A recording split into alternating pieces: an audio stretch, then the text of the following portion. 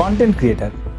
আমি এখন নিজেকে পরিচয় দেওয়ার জন্য এই শব্দটাই ব্যবহার করি, কারণ এমনিতে 4-5 বছর ধরে কন্টেন্ট বানাচ্ছি ঠিকই, কিন্তু এই বছর মানে 2025-এর জানুয়ারি মাস থেকে এটাকেই নিজের একমাত্র রুজি রুটি হিসেবে বেছে নিয়েছি। মোট কথা এখন 29 বছর বয়সে এসে চাকরি বাকরি ছেড়ে ফুল টাইম ইউটিউবার হওয়ার স্বপ্ন দেখছে। কিন্তু সত্যি কথা বলতে ইদানিং নিজেকে কন্টেন্ট ক্রিয়েটার হিসেবে পরিচয় দিতে একটু অকওয়ার্ডই লাগে, কারণ কন্টেন্টের নামে আজকাল সোশ্যাল মিডিয়ায় যা সব দেখতে পাই।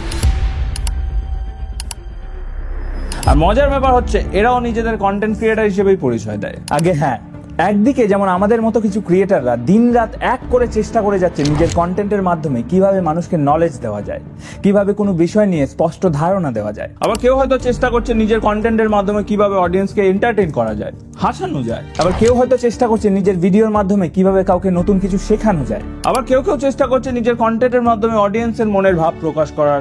মোট কথা, একদিকে প্রচুর কন্টেন্ট ক্রিয়েটাররা প্রতিনিয়ত নিজের ক্রিয়েটিভিটি আর হার্ডওয়ার্ক দিয়ে নানান রকম ভাবে চেষ্টা করছে কিভাবে নিজের কন্টেন্টের মাধ্যমে মানুষের জীবনে অন্তত একটু হলেও ভ্যালু অ্যাড করা যায়। আর অন্যদিকে এইরকম কিছু মহিলা, টেকনিক্যালি তো আমাদের কাকিমাই বলা উচিত, কিন্তু এইসব কাণ্ড কারখানা দেখে আর কাকিমা বলতেও লজ্জা লাগে। তো এইরকম কিছু মহিলা এই ধরনের নাইটি পরে বুক দেখিয়ে পোদ দেখিয়ে ভিডিও করে সেটাকেও কন্টেন্ট বলে চালিয়ে দিচ্ছে। শুধু চালিয়ে দিচ্ছে বলে ভুলই হবে, এসব ভিডিওতে এখন মিলিয়ন মিলিয়ন ভিউজ। আর আমি নিজে একজন ফুল টাইম কন্টেন্ট ক্রিয়েটার হিসেবে সত্যি বলছি, এগুলো দেখে খারাপ লাগে। আরে সত্যি কথা বল না, তোর জ্বলছে? হ্যাঁ, জ্বলছে তো অবশ্যই, কিন্তু সেটা হিংসেতে নয়, বরং রাগে এবং কষ্টে জ্বলছে এটা ভেবে যে এসব ভিডিও এত মানুষ দেখে। শুধু দেখে না ভাই, কমেন্টও করে। এ দেখ, এক মাঝবয়সী কাকু কমেন্ট করেছে, এক রাতের জন্য কত নেবে, তোমার নাম্বারটা পাওয়া যাবে। এই বেলা সেই সমস্ত কাকুগুলো কোথায় যায় যারা কথায় কথায় আমাদের জেনারেশনের দিকে আঙুল তুলে বলে তোমাদের জেনারেশনটা উচ্ছন্নে গেছে? ভালো করে দেখুন কাকু, এরা কেউ আমাদের জেনারেশন নয়। এনাদের প্রত্যেকের বয়স 40-45-এর কম তো হবেই না, এবং আমার মনে হয় এনাদের ভিডিও যারা দেখে তারাও কেউ আমাদের জেনারেশনের ছেলেপুলে নয়। এদের বেশিরভাগই হচ্ছে সেই সমস্ত কাকু যারা ট্রেনে কিংবা রাস্তাঘাটে কোথাও শর্ট ড্রেস পরা মেয়ে দেখলে একদম হাঁ হাঁ করে তাকিয়ে থাকে। নমস্কার, আমি অপূর্ব বলছি। আর আজকের ভিডিওটা আমার অন্যান্য ভিডিওর মতো কোনো ইনফরমেটিভ ভিডিও নয়। আজকের ভিডিওটা একটু ব্যক্তিগত আক্ষেপ থেকেই বানাচ্ছি, তাই এই ভিডিওতে কোনো স্ট্যাটিস্টিক্স নয়, বরং নিজের মন থেকে কয়েকটা কথা বলবো আপনাদের। দেখো ভাই, আজকের ভিডিওটা অনেকের ভালো লাগতে পারে, আবার অনেকের খারাপও লাগতে পারে, কিন্তু কি যায় আসে, যেটা সত্যি সেটা তো বলতেই হবে। কিন্তু বিষয়টা নিয়ে ডিটেলসে বলার আগে আমাদের বুঝতে হবে কন্টেন্ট বিষয়টা আসলে কি, এবং কোনটা ভালো কন্টেন্ট এবং কোনটাকে খারাপ কন্টেন্ট বলা যায়। দেখো, কন্টেন্ট হচ্ছে এমন একটা টার্ম যেটার মধ্যে পৃথিবীর অর্ধেক জিনিস চলে আসে। কিন্তু এই ভিডিওতে আমরা যেহেতু কথা বলছি পার্টিকুলারলি ভিডিও কন্টেন্ট নিয়ে, তাই আমার মতে কন্টেন্টের দুনিয়ায় ভালো খারাপ বলে কিছু হয় না। সব ভালো, সব খারাপ, যার যেটা দেখতে ভাল লাগে।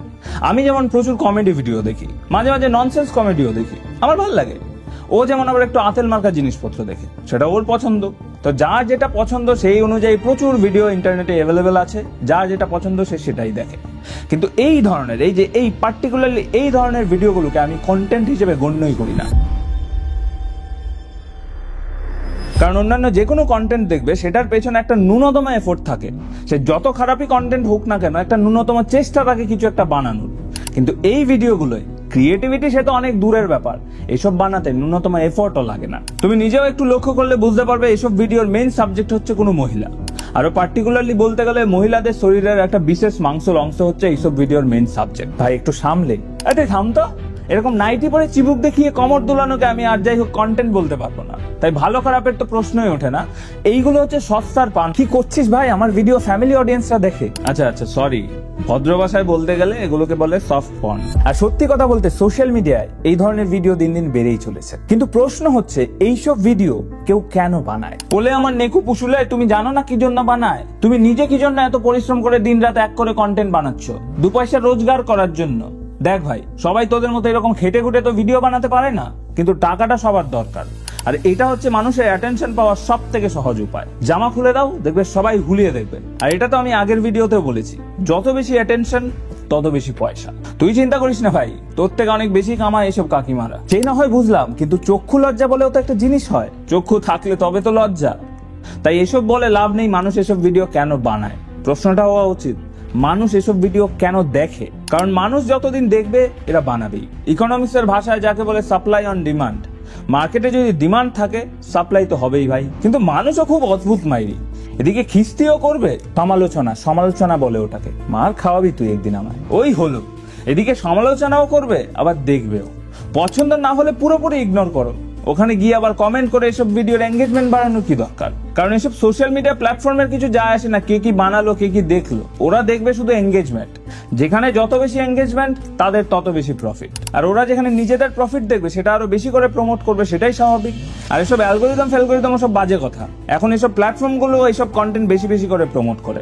তুমি দেখতে চাইলে একটু বেশি বেশি করে আসবে, আর না দেখতে চাইলে একটু কম, কিন্তু তোমার টাইম লাইনে সারাদিনে 2-3টে এইরকম জিনিস তো আসবেই আসবে। নইলে তুমি নিজেই ভাবো না, যেখানে একটা সামান্য ভুলভাল শব্দ লিখলেও অ্যাকাউন্ট রেস্ট্রিক্ট হয়ে যায়, সেখানে এই ধরনের ভিডিওগুলো এত লাখ লাখ মানুষের কাছে পৌঁছাচ্ছে কি করে? কখনো ভেবে দেখেছো?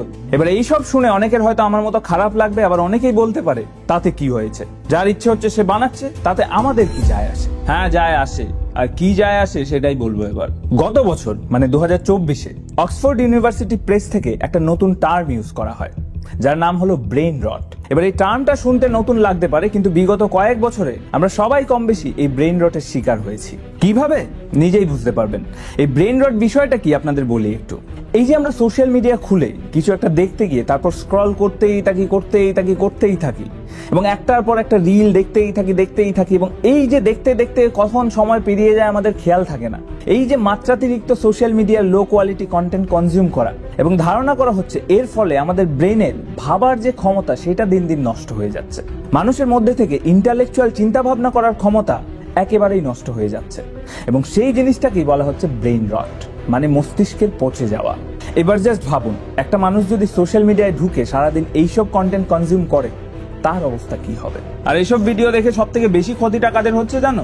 টিনেজারদের। বিশেষ করে 16 থেকে 21 বছর বয়সী ছেলে মেয়েদের যে কি ক্ষতিটা হচ্ছে সেটা কল্পনাও করতে পারছো না। এবং ক্ষতিটা যে শুধু একদিক থেকে হচ্ছে এরকমটা নয়, চারিদিক থেকে হচ্ছে। প্রথমত তো প্রাপ্তবয়স্ক হবার আগেই এইসব অ্যাডাল্ট কন্টেন্টের অ্যাক্সেস পেয়ে যাচ্ছে, যেটা বিরাট বড় চিন্তার বিষয়। তাছাড়াও সারাদিন যদি এইসব কন্টেন্ট দেখে তাহলে একটা কিশোর মন কি শিখবে?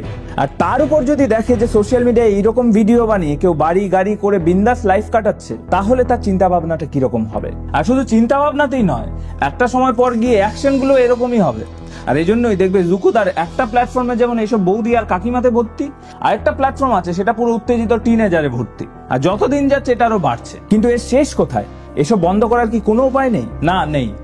মানুষ যতদিন এসব ভিডিওকে পুরোপুরি ইগনোর করতে না পারবে ততদিন এসব থাকবেই।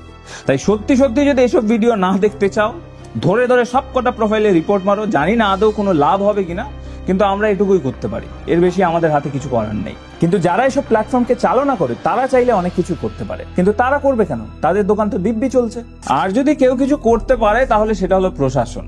কদিন আগে যেমন রাতারাতি একটা কমেডি শো বন্ধ হয়ে গেল, শোতে থাকা হোস্টদের বিরুদ্ধে যেমন ইনস্ট্যান্টলি অ্যাকশন নেওয়া হলো, সেরকম ভাবে যদি এদের বিরুদ্ধেও অ্যাকশন নেওয়া হয় তাহলে কিছু হলেও হতে পারে। কারণ সবকিছুরই একটা নির্দিষ্ট জায়গা আছে। আমরা যেমন রাস্তাঘাটে উলঙ্গ হয়ে ঘুরে বেড়াতে পারি না, তেমনি সোশ্যাল মিডিয়াও কিন্তু একটা পাবলিক প্ল্যাটফর্ম। সেখানেও ঘোরাঘুরি করতে গিয়ে এসব জিনিস দেখতে পাওয়াটা কাম্য নয়। এমনিতে এসব জিনিস দেখার জন্য যে প্ল্যাটফর্মগুলো আছে সেগুলো সরকার থেকে ব্যান করে দিয়েছে, কিন্তু ব্যান করে লাভটা কি হলো যদি আরো ওপেন মিডিয়াতে আমরা এইসব দেখতে পাই? কিন্তু এইসব হচ্ছে হাইপোথেটিক্যাল কথাবার্তা। মানুষের যদি রুচি না বদলায় তাহলে যে যাই করে নিক কোনো লাভ নেই। তাই সবার আগে আমাদেরকে ডিসাইড করতে হবে আমরা কি দেখতে চাই আর কি দেখতে চাই না। আর ভিডিও শেষে এটাই বলার, সেক্স নিয়ে কথা হোক, সেক্স এডুকেশনের সত্যিই প্রয়োজন, কিন্তু নগ্নতা নিয়ে নয়। এবং কন্টেন্ট নিয়ে কথা হোক, ক্রিয়েটর নিয়ে নয়। সবাই ভালো থাকবেন, সুস্থ থাকবেন। Tata, goodbye, love you.